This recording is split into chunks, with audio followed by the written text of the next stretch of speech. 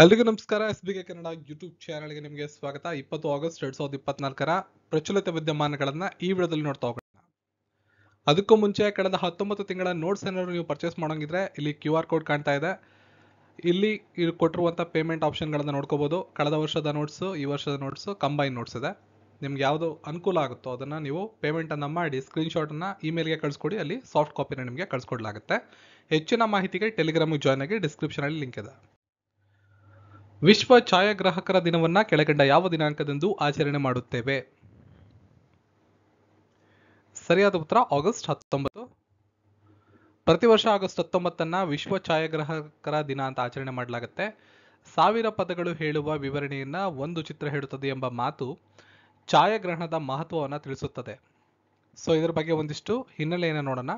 France ದೇಶದಲ್ಲಿ 1939ರಲ್ಲಿ August 19ರಂದು ಮೊದಲನೇ ಬಾರಿಗೆ ವಿಶ್ವ ಛಾಯಾಗ್ರಹಣ ದಿನವನ್ನು ಘೋಷಣೆ ಮಾಡಲಾಯಿತು. ಆದರೆ ಜಾಗತಿಕ ಮಟ್ಟದಲ್ಲಿ ಛಾಯಾಚಿತ್ರಕ್ಕೆ ಇರುವ ಮನ್ನಣೆಯನ್ನು ಗಮನಿಸಿ ವಿಶ್ವ ಮಟ್ಟದಲ್ಲಿ 2010ರ ಆಗಸ್ಟ್ 19ರಂದು ಭಾರತವೂ ಸೇರಿದಂತೆ 100 ದೇಶಗಳಲ್ಲಿ ಮೊದಲನೇ ಬಾರಿಗೆ ಛಾಯಾಗ್ರಹಣ ದಿನ ಅಂತ ಆಚರಣೆ ಮಾಡಲಾಯಿತು. ಛಾಯಾಗ್ರಾಹಕರು ತಮ್ಮ ಚಿಂತನೆ ಹಂಚಿಕೊಳ್ಳುವುದನ್ನು ಪ್ರೋತ್ಸಾಹಿಸಲು ವಿಶ್ವ, ದೇಶ, ರಾಜ್ಯ ಮಟ್ಟದಲ್ಲಿ ಅತ್ಯುತ್ತಮ ಚಿತ್ರಗಳನ್ನು ಪ್ರದರ್ಶಿಸುವ ಮೂಲಕ ವಿಶ್ವ ಛಾಯಾಗ್ರಹಣ ದಿನವನ್ನು ವಿಶೇಷವಾಗಿ ಆಚರಣೆ ಮಾಡಲಾಗುತ್ತೆ. ಈ ದಿನ ವಿಶ್ವ ಫೋಟೋಗ್ರಫಿ ದಿನದ ಇತಿಹಾಸವನ್ನು ಸ್ಮರಿಸುವುದು, ಫೋಟೋಗ್ರಫಿ ಕಲೆ ಬಗ್ಗೆ ಜಾಗೃತಿ ಮೂಡಿಸುವುದು, ಮುಂದಿನ ಪೀಳಿಗೆಗೆ ತಜ್ಞರ ಅನುಭವ, ತಾಂತ್ರಿಕ ಕೌಶಲ್ಯಗಳ ಪ್ರೇರಣೆ ನೀಡುವ ಮೂಲಕ ಈ ದಿನವನ್ನು ಸಾಕಾರಗೊಳಿಸುವುದು ಇದರ ಉದ್ದೇಶವಾಗಿದೆ. ಇನ್ನು ಫೋಟೋಗ್ರಫಿ ಉದ್ಯಮದ ಬಗ್ಗೆ ಮಾತನಾಡೋದಾದರೆ, ಪ್ರಸ್ತುತ ಫೋಟೋಗ್ರಫಿ ಅತಿ ದೊಡ್ಡ ಉದ್ಯಮವಾಗಿದ್ದು ಲಕ್ಷಾಂತರ ಯುವ ಜನರು ಫೋಟೋಗ್ರಫಿಯಿಂದಲೇ ತಮ್ಮ ಬದುಕನ್ನು ಕಟ್ಟಿಕೊಳ್ತಾ ಇದ್ದಾರೆ. ಫೋಟೋಗ್ರಫಿಯಿಂದಲೇ ಮದುವೆ, ಸಮಾರಂಭಗಳು, ಸಭೆ ಮುಂತಾದವುಗಳಲ್ಲಿ ವಿಡಿಯೋವನ್ನು ಸೆರೆ ಹಿಡಿಯುವ ಮೂಲಕ, ಫೋಟೋಗಳನ್ನು ತೆರೆಯುವ ಮೂಲಕ ಒಂದು ವೃತ್ತಿಯನ್ನಾಗಿ ಅದನ್ನು ಮಾಡ್ಕೊಂಡಿದ್ದಾರೆ. ಇದನ್ನು ಹೊರತುಪಡಿಸಿ ವೆಡ್ಡಿಂಗ್ ಫೋಟೋಶೂಟು, ಸಿನಿಮಾ ಫೋಟೋಗ್ರಫಿ ಎಂಬ ಹೆಸರಿನ ಉದ್ಯಮಗಳು ಕೂಡ ಅತಿ ದೊಡ್ಡದಾಗಿ ಬೆಳೆದಿರೋದನ್ನ ನಾವು ಗಮನಿಸಬಹುದು. ಕೆಳಗಿನ ಯಾರು ಆಗಸ್ಟ್ 20ರಂದು ಜನಿಸಿಲ್ಲ? ಸೊ ಆಗಸ್ಟ್ 20ರ ದಿನಾಂಕದ ವಿಶೇಷ. ಈ ದಿನದ ವಿಶೇಷದಲ್ಲಿ ನೀವು ನೋಡಿದ್ರೆ ಸಂಪೂರ್ಣ ಮಾಹಿತಿ ಸಿಗುತ್ತೆ. ಪ್ರತಿದಿನದ ಪೇಪರ್ ಕಟ್ಟಿಂಗ್ಸನ್ನು ಟೆಲಿಗ್ರಾಮಲ್ಲಿ ಅಪ್ಡೇಟ್ ಮಾಡಿರ್ತೀನಿ, ತಪ್ಪದೆ ಓದಿ. ಮುಂಬರುವ ಎಲ್ಲ ಸ್ಪರ್ಧಾತ್ಮಕ ಪರೀಕ್ಷೆಗೆ ತುಂಬ ಅನುಕೂಲ ಆಗುತ್ತೆ. ಆಗಸ್ಟ್ 20ರಂದು ನಾರಾಯಣಮೂರ್ತಿಯವರು, ರಾಜೀವ್ ಗಾಂಧಿಯವರು ಮತ್ತು ದೇವರಾಜ್ ಅರಸು ಇವರು 3 ಜನರ ಜನ್ಮದಿನವಾಗಿದೆ. ಸಿದ್ದರಾಮಯ್ಯನವರು ಆಪ್ಷನ್ 4 ಇಲ್ಲಿ ತಪ್ಪಾದ ಉತ್ತರ ಆಗುತ್ತೆ. 1915ರ ಆಗಸ್ಟ್ 20ರಂದು ಮೈಸೂರಿನ ಹುಣಸೂರು ತಾಲೂಕಿನ ಕಲ್ಲಹಳ್ಳಿಯಲ್ಲಿ ದೇವರಾಜ ಅರಸು ಅವರು ಜನಿಸಿದ್ರು. 2 ಬಾರಿ ಕರ್ನಾಟಕದ ಮುಖ್ಯಮಂತ್ರಿಗಳಾಗಿದ್ದರು. ತಮ್ಮ ಅಧಿಕಾರಾವಧಿಯಲ್ಲಿ ಭೂ ಸುಧಾರಣೆ ಮತ್ತು ಉಳುವವನೇ ಹೊಲದೊಡೆಯ ಎನ್ನುವ ಕಾನೂನನ್ನು ಜಾರಿಗೆ ತಂದಂಥ ಖ್ಯಾತಿಯನ್ನು ಇವರು ಪಡೆದಿದ್ದಾರೆ. ಹಿಂದುಳಿದ ವರ್ಗಗಳ ಕಲ್ಯಾಣಕ್ಕಾಗಿ ಹಾವನೂರು ಆಯೋಗವನ್ನು ರಚನೆ ಮಾಡಿದಂಥವರು. ದೇವರಾಜ ಅರಸು ಅವರ ದೂರದೃಷ್ಟಿಯ ಆಡಳಿತ ನಿರ್ಧಾರಗಳು ರಾಜ್ಯದಲ್ಲಿ ಕ್ರಾಂತಿಕಾರಿ ಬದಲಾವಣೆಗೆ ಕಾರಣವಾಗಿವೆ. 1982ರ ಜೂನ್ 6ರಂದು ಇವರು ನಿಧನರಾಗ್ತಾರೆ. ಇನ್ನು ಈ ದಿನ ಹುಟ್ಟಿದಂಥ ಮತ್ತೊಬ್ಬ ವ್ಯಕ್ತಿ ಭಾರತದ ಪ್ರಧಾನಮಂತ್ರಿಗಳು. ಪ್ರಧಾನಿ ಇಂದಿರಾ ಗಾಂಧಿ ಹಾಗೂ ಫಿರೋಜ್ ಗಾಂಧಿ ದಂಪತಿಯ ಪುತ್ರ ರಾಜೀವ್ ಗಾಂಧಿ ಅವರು 1944ರ ಆಗಸ್ಟ್ 20ರಂದು ಮುಂಬೈಯಲ್ಲಿ ಜನಿಸ್ತಾರೆ. ಇಂದಿರಾ ಗಾಂಧಿಯವರ ಮರಣಾನಂತರ ಅವರು ಪ್ರತಿನಿಧಿಸ್ತಾ ಇದ್ದಂತಹ ಅಮೇಥಿ ಕ್ಷೇತ್ರದಲ್ಲಿ ಸಂಸದರಾಗಿದ್ದರು. 1984ರ ಅಕ್ಟೋಬರ್ 31ರಿಂದ 89ರ ಡಿಸೆಂಬರ್ 2ರವರೆಗೆ ಭಾರತದ ಪ್ರಧಾನಮಂತ್ರಿಗಳ ಕೆಲಸ ಮಾಡಿರ್ತಾರೆ. 1991ರ ಮೇ 21ರಂದು ತಮಿಳುನಾಡಿನ ಪೆರಂಬದೂರಿನಲ್ಲಿ ಬಹಿರಂಗ ಚುನಾವಣಾ ಭಾಷಣ ಮಾಡ್ತಿದ್ದಾಗ ಶ್ರೀಲಂಕಾದ LTTE ಮಾನವ ಬಾಂಬ್ ದಾಳಿಗೆ ಇವರು ಬಲಿಯಾಗ್ತಾರೆ. ಇನ್ನು NR ನಾರಾಯಣಮೂರ್ತಿಯವರು, ಮೈಸೂರಿನಲ್ಲಿ ಜನಿಸಿದಂಥ ನಾರಾಯಣಮೂರ್ತಿಯವರು ಮಾಹಿತಿ ತಂತ್ರಜ್ಞಾನ ಸಂಸ್ಥೆಯಾದ ಇನ್ಫೋಸಿಸ್ ಸಂಸ್ಥೆಯ ಸ್ಥಾಪಕರಾಗಿದ್ದಾರೆ. ಈ ಕಂಪನಿಯನ್ನು 1981ರ ಜುಲೈ 2ರಂದು ನಂದನ್ ನೀಲಕಣಿ, ಗೋಪಾಲಕೃಷ್ಣನ್, ಶಿಬುಲಾಲ್, ದಿನೇಶ್, ಅಶೋಕ್ ಅರೋರಾ ಹಾಗೂ SN ರಾಘವನ್ ಜೊತೆ ಸೇರಿ ಕೇವಲ 10,000 ರೂಪಾಯಿಗಳ ಬಂಡವಾಳದೊಂದಿಗೆ ಈ ಸಂಸ್ಥೆಯನ್ನು ಹುಟ್ಟಾಕಿರ್ತಾರೆ.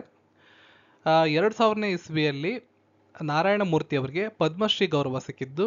ಇವರ ಪತ್ನಿ ಸುಧಾಮೂರ್ತಿಯವರು ತಮ್ಮ ಸಾಮಾಜಿಕ ಕೆಲಸಗಳು ಮತ್ತು ಲೇಖನದಿಂದ ಹೆಸರುವಾಸಿಯಾಗಿರ್ತಾರೆ.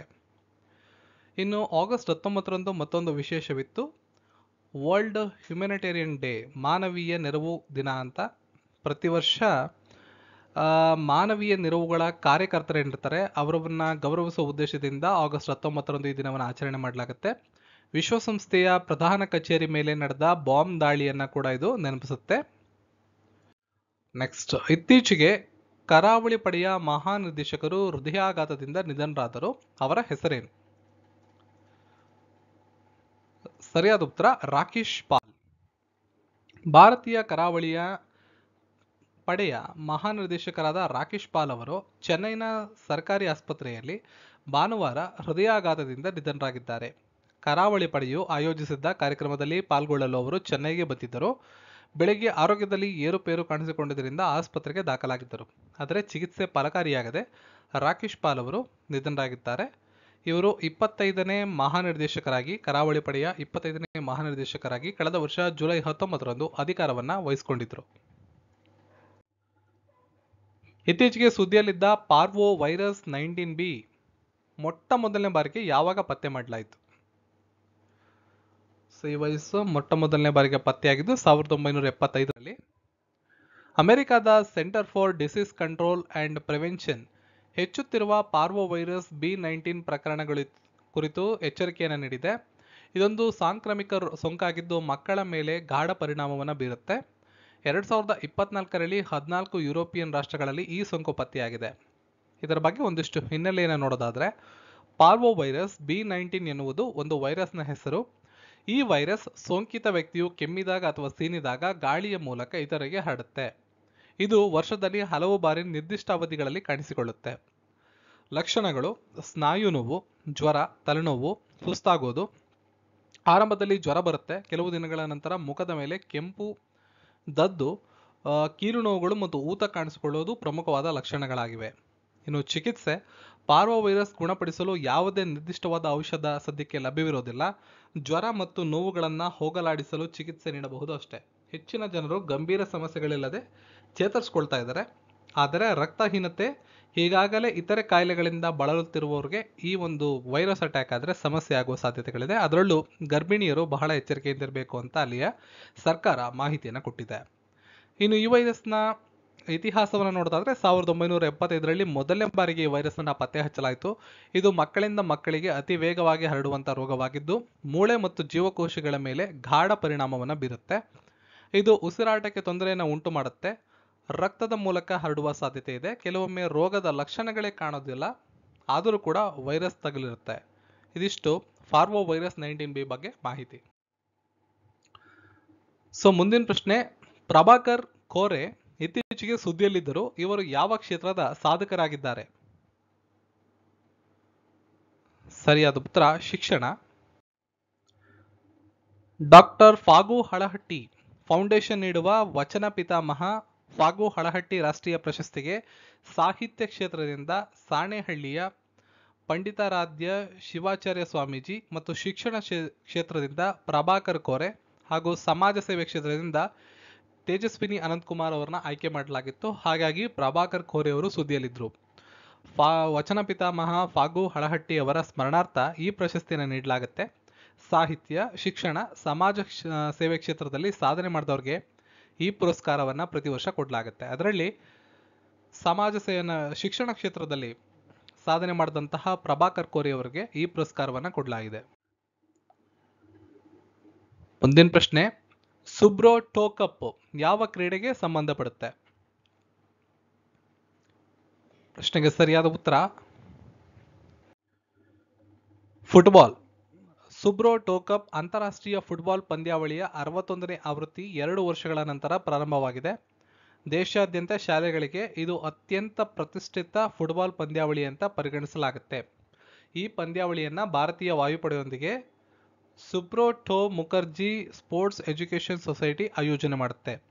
ಬಾಂಗ್ಲಾದೇಶದ ಏರ್ಫೋರ್ಸ್ ಸ್ಕೂಲ್ ಜೊತೆ ಭಾರತದ 25 ರಾಜ್ಯಗಳು ಮತ್ತು ಕೇಂದ್ರಾಡಳಿತ ಪ್ರದೇಶಗಳು ಪ್ರತಿನಿಧಿಸುವ ಒಟ್ಟು 92 ಶಾಲೆಗಳು ಪಂದ್ಯಾವಳಿಯಲ್ಲಿ ಸ್ಪರ್ಧೆ ಮಾಡ್ತವೆ. ಈ ದಿನದ ಪ್ರಶ್ನೆ, ಭಾರತದ ಮೊಟ್ಟಮೊದಲ ನೊಬೆಲ್ ಪ್ರಶಸ್ತಿ ವಿಜೇತರಾದ ರವೀಂದ್ರನಾಥ್ ಟ್ಯಾಗೋರ್ ಅವರಿಗೆ ಈ ಪುರಸ್ಕಾರ ದೊರೆತ ವರ್ಷ ಯಾವುದು? ಉತ್ತರವನ್ನ ಕಾಮೆಂಟ್ ಸೆಕ್ಷನ್ ಅಲ್ಲಿ ತಿಳಿಸಬಹುದು. ಜೊತೆಗೆ ಈ ಉತ್ತರವನ್ನ ವೆರಿಫೈ ಮಾಡ್ಕೊಳ್ಳೋದಕ್ಕೆ ಈ ವಿಡಿಯೋದ ಡಿಸ್ಕ್ರಿಪ್ಷನ್ ಅಲ್ಲಿ ನಿಮಗೆ ವೆಬ್ಸೈಟ್ ಲಿಂಕ್ ಅನ್ನು ಕೊಡಲಾಗಿದೆ. ರಿವಿಷನ್ ಪ್ರೊಸೆಸ್ಗೆ, ಕರೆಂಟ್ ಅಫೇರ್ಸ್ಗೆ ಅಲ್ಲಿ ನಿಮಗೆ ಈ ದಿನದ ಪ್ರಚಲಿತ ವಿದ್ಯಮಾನಗಳ ಕರೆಂಟ್ ಅಫೇರ್ಸ್ ಕ್ವಿಜ್ ಇರುತ್ತೆ, ಅಟೆಂಡ್ ಮಾಡಿ ಈ ಒಂದು ಕ್ವಶನ್ ಉತ್ತರವನ್ನು ವೆರಿಫೈ ಮಾಡ್ಕೋಬಹುದು. ಜೊತೆಗೆ ಇನ್ನುಳಿದಂಥ 5 ಕ್ವಶನ್ಸ್ ಅನ್ನು ಅಟೆಂಡ್ ಮಾಡ್ಬೋದು. ಸಿಗೋಣ ಮತ್ತೊಂದು ವಿಡಿಯೋ ಎಲ್ರಿಗೂ ಧನ್ಯವಾದಗಳು.